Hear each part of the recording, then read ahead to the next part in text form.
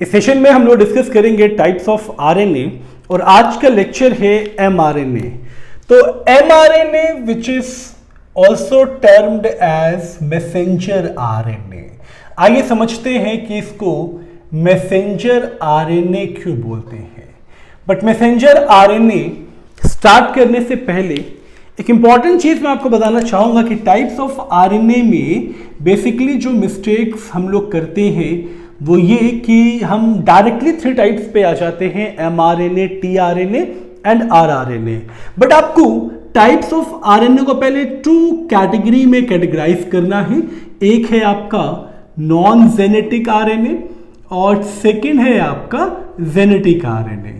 Genetic RNA यानी जो organism RNA को ही as a genetic material serve करता है, that component is known as genetic RNA, like RNA viruses. Okay, तो RNA viruses are the example where RNA act as a genetic material because वहां DNA होते ही नहीं है। और नॉन जेनेटिक जो RNA है इस कैटेगरी में आता है बच्चों mRNA, tRNA and rRNA। M messenger, T transferase, R ribosomal.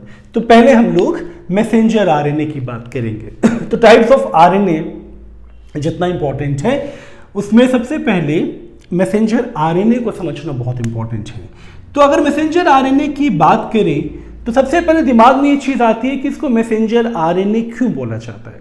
Messenger RNA वो आरएनए है जो सबसे इंपॉर्टेंट स्टेप, सेंट्रल डोग्मा का सबसे इंपॉर्टेंट स्टेप स्टार्ट करता है, या बॉडी में जितने भी प्रोटीन्स की फॉर्मेशंस होती हैं वो इसी एमआरएनए पे डिपेंडेंट है। आइए समझते हैं कैसे। तो जब हमारे सेल में जेनेटिक इंफॉर्मेशन आता है, अगर यूकैरियोटिक सेल है तो ये जेनेटिक इंफॉर्मेशन आता है हमारी बॉडी में डीएनए के अंदर, ठीक है। तो यहां पे हम लोग डीएनए को देखते हैं और ये इंफॉर्मेशन डीएनए के पास आता है। ओके, ये इंफॉर्मेशन डीएनए के पास आता है और डीएनए यहीं से, मतलब इस न्यूक्लियस के अंदर ही, अगर यूकैरियोटिक सेल है, इसी डीएनए से आरएनए का स्ट्रैंड फॉर्म होता है, ठीक है। तो ये आरएनए का जो स्ट्रैंड बनता है ना, ये 5 to 3 प्राइम जो आप देख रहे हैं, मैं इसको थोड़ा डिटेल में शो कर दूं। मान लीजिए कि ये डीएनए का मॉलिक्यूल है और ये डीएनए मॉलिक्यूल न्यूक्लियस के अंदर हमारी जेनेटिक इंफॉर्मेशन को स्टोर किए बैठा हुआ है, ठीक है। ये डीएनए का मॉलिक्यूल है जो हमारी जेनेटिक इंफॉर्मेशन को स्टोर किए बैठा हुआ है। अब क्या है कि डीएनए डबल स्ट्रैंडेड मॉलिक्यूल है और जो पॉलीपेप्टाइड चेन होती है वो सिंगल होती है ना, एक सिंगल हेलिक्स, एक सिंगल स्ट्रैंड। समझ में आ रहा है आपको? तो हमें एक बेस चाहिए जो उस सिंगल स्ट्रैंड को कोड कर सके, जो टेम्पलेट का काम कर सके पॉलीपेप्टाइड की फॉर्मेशन के लिए। तो यहां से इंफॉर्मेशन उठा के आरएनए पे ट्रांसक्राइब कर दी जाती है। तो आरएनए जो बनता है, जो लीनियर आरएनए बनता है 5 to 3, चलिए यहां पे भी हम लोग 5 to 3, यहां पोलैरिटी लिखना हम लोग भूल गए थे। चलो 5 to 3, ये जो आप देख रहे हैं मॉलिक्यूल, ये आरएनए का जो मॉलिक्यूल बना है ना बच्चों, यही एमआरएनए है जो डीएनए से इंफॉर्मेशन को उठाता है। और इस एमआरएनए को आना कहां तक है?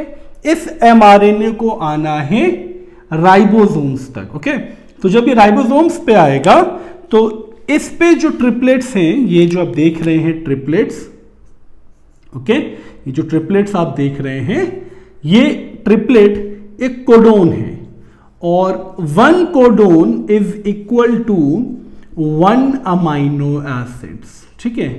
हालांकि कई बार एक कोडोन से एक अमाइनो एसिड कई सारे कोडोन से कोड हो जाते हैं, तो 1 codon normally is 1 amino acid. तो यहां पे ये चीज क्लियर है आपको कि ये एक अमाइनो एसिड है, ये भी अमाइनो एसिड है। ऐसे ही और ट्रिपलेट्स बनते जाएंगे, वैसे अमाइनो एसिड्स भी बनते जाएंगे। तो ये सारे अमाइनो एसिड्स जब फ्री हो जाएंगे, सारे अमाइनो एसिड्स, तो एक लीनियर ऑर्डर में अरेंज हो जाएंगे। इसी को बोलते हैं पॉलीपेप्टाइड। तो ये जो पॉलीपेप्टाइड का फॉर्मेशन होता है ना, इस पॉलीपेप्टाइड फॉर्मेशन के लिए एमआरएनए ही टेम्पलेट का काम करता है। इसी एमआरएनए के इंफॉर्मेशन को प्रोटीन के लिए या पॉलीपेप्टाइड के लिए कॉपी किया जाता है। तो एमआरएनए टेम्पलेट का काम कर रहा है, यानी जो न्यूक्लियोटाइड सीक्वेंस एमआरएनए पे है, जिसे ट्रिपलेट ऑफ सीक्वेंस देख रहे हैं, वही सीक्वेंस पॉलीपेप्टाइड चेन पे अमाइनो एसिड्स का होगा। तो ये इंफॉर्मेशन आपको समझना बहुत इंपॉर्टेंट है कि मैसेंजर आरएनए को मैसेंजर आरएनए क्यों बोलते हैं, बिकॉज ये इंफॉर्मेशन को कैरी करता है फ्रॉम द डीएनए या from the nucleus to the site of protein synthesis, जो कि राइबोसोम्स है, और राइबोसोम्स में पॉलीपेप्टाइड सिंथेसिस जो है वो कंप्लीट होगा। बात समझ में आ गई ना? तो ये जो पूरा स्टेप है ना, इसमें सबसे इंपॉर्टेंट रोल प्ले करता है एमआरएनए। क्लियर हुआ ये? तो इसीलिए एमआरएनए की इंपॉर्टेंस जो है वो बहुत ज्यादा है।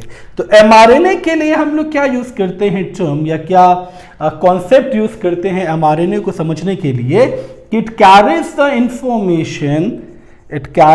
Information from DNA, and DNA कहाँ है? इन द न्यूक्लियस और इन द साइटोप्लाज्म, अगर ये प्रोकैरियोटिक सेल है तो from the DNA to the site of protein synthesis, और वो साइट क्या है? वो साइट है राइबोसोम, है ना, in the cytoplasm, to the site of protein synthesis, that is ribosomes. और राइबोसोम्स कहाँ है? राइबोसोम्स है साइटोप्लाज्म के अंदर, ओके, इन द साइटोप्लाज्म। तो ये पूरा इंफॉर्मेशन ट्रांसफर करने का काम एमआरएनए करता है। इसीलिए एमआरएनए को कुछ टर्म्स दिए गए हैं, ठीक है। ये इंफॉर्मेशन जो है एमआरएनए के लिए बहुत इंपॉर्टेंट है कि mRNA is also known as informational RNA, okay, informational RNA और टेम्पलेट आरएनए, क्योंकि टेम्पलेट यही बनेगा, यही टेम्पलेट कोड्स को डिकोड करके amino acid and amino acids को रीअरेंज करके पॉलीपेप्टाइड, तो इसको इंफॉर्मेशनल आरएनए या टेम्पलेट आरएनए भी बोलते हैं।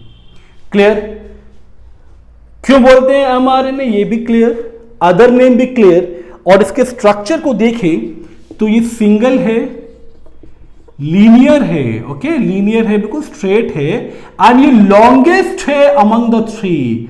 ये क्वेश्चन नीट में आता है कि विच आरएनए इज द लॉन्गेस्ट, तो mRNA is the longest, okay. और लेंथ जो होती है ना, length determine the length of mRNA determines the length of polypeptide, okay. जितना ये लेंथ एमआरएनए का होगा उतना ही लेंथ बनेगा पॉलीपेप्टाइड का, determines the length of polypeptide. चलिए, ये भी चीज क्लियर हो गई कि लेंथ ऑफ आरएनए और इसका मॉलिक्यूलर वेट, क्योंकि क्वेश्चन इस पे भी आता है नीट पे कि एमआरएनए का मॉलिक्यूलर वेट कितना है, तो molecular weight is 5 lakhs, okay. तो मॉलिक्यूलर वेट इज 5 lakhs, ठीक है। तो मॉलिक्यूलर वेट इज 5 lakh, ठीक है।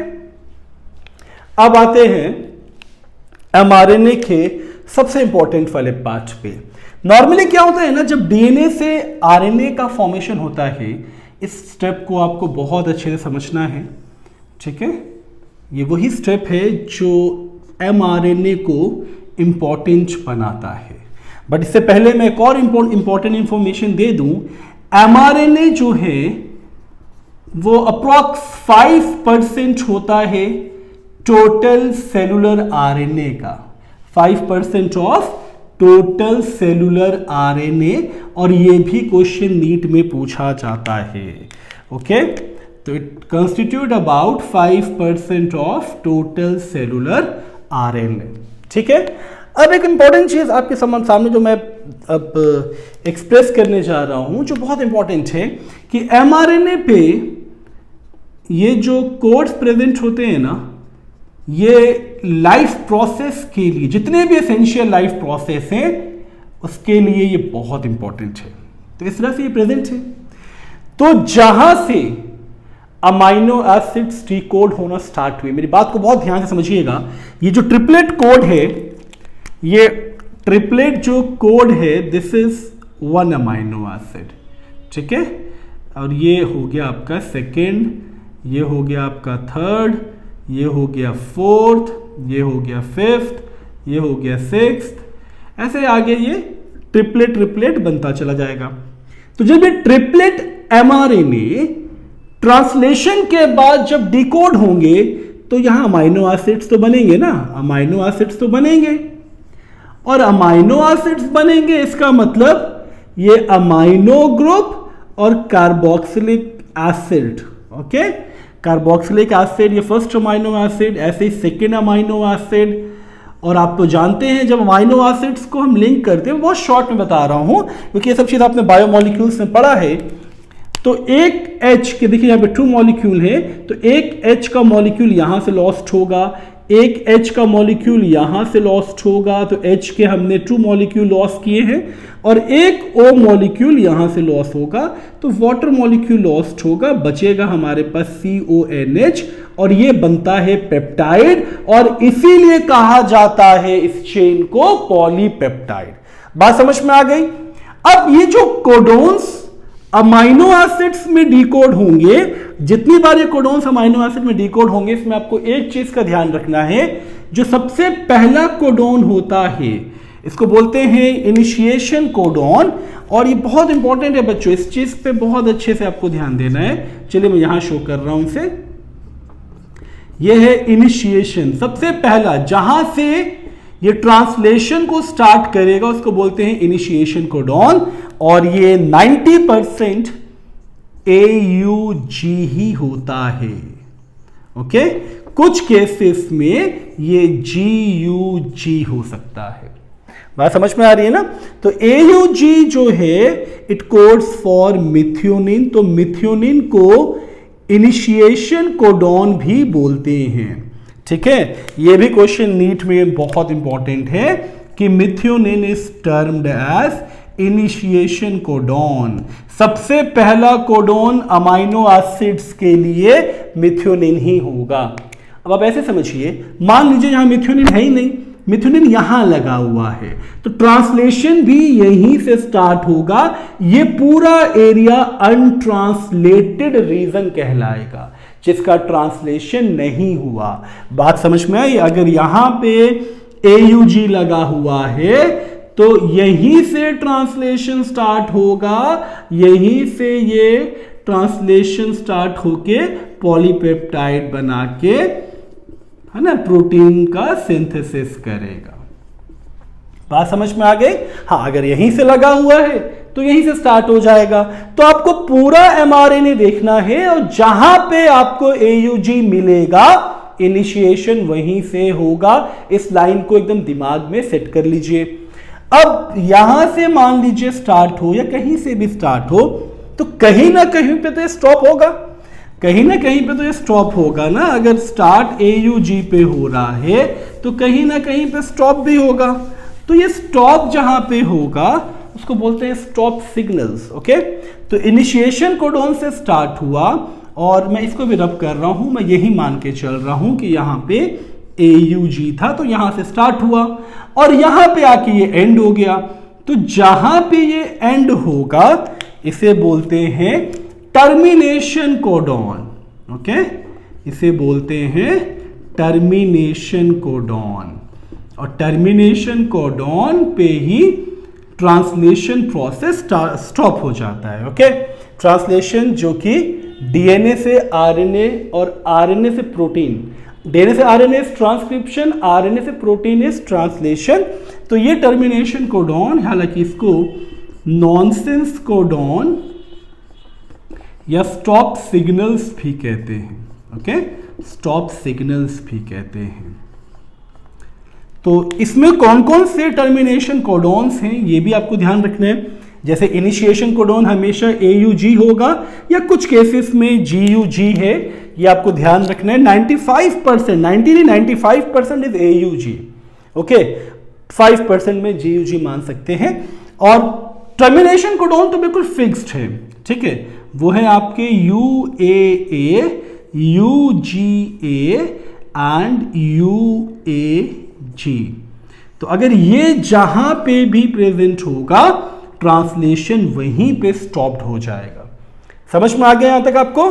तो इनिशिएशन कोडॉन क्या है ये समझ में आया, जहां से ट्रांसलेशन स्टार्ट हुआ, जहां पे स्टॉप हुआ वो टर्मिनेशन कोडॉन, यहीं तक पॉलीपेप्टाइड की लेंथ होगी। क्लियर हुआ? लॉन्गेस्ट है, ये आपको याद रखना है, लॉन्गेस्ट है, भले इसका वेटेज कम है, सिर्फ 5% है, क्योंकि tRNA 15% होता है और 80% के करीब आपका rRNA होता है, राइबोसोमल RNA। अब एक बहुत इंपॉर्टेंट चीज, अगर हम प्रोकैरियोट्स में देखें, इन प्रोकैरियोटिक ऑर्गेनिज्म, ओके, ये सबसे इंपॉर्टेंट क्वेश्चन है नीट का, तो इसको तो हम बिल्कुल नहीं मिस कर सकते बच्चों। तो प्रोकैरियोटिक ऑर्गेनिज्म में क्या होता है, that single mRNA can code for many polypeptide, okay, many polypeptide, ठीक है। तो एक mRNA, 1 mRNA is equal to multiple polypeptide, यानी एक mRNA बहुत सारे प्रोटीन की चेन्स को बना सकता है, ठीक है। तो इस टर्म को बोलते हैं पॉलीसिस्ट्रॉनिक, ओके, पॉलीसिस्ट्रॉनिक। तो पॉलीसिस्ट्रॉनिक का मतलब समझ में आ गया आपको। बट अगर यूकैरियोटिक में देखें, ये तो प्रोकैरियोटिक की बात थी, अगर यूकैरियोटिक में देखें तो यूकैरियोट में ऐसा नहीं होता है। यूकैरियोट में, in eukaryotic organism, 1 mRNA can code for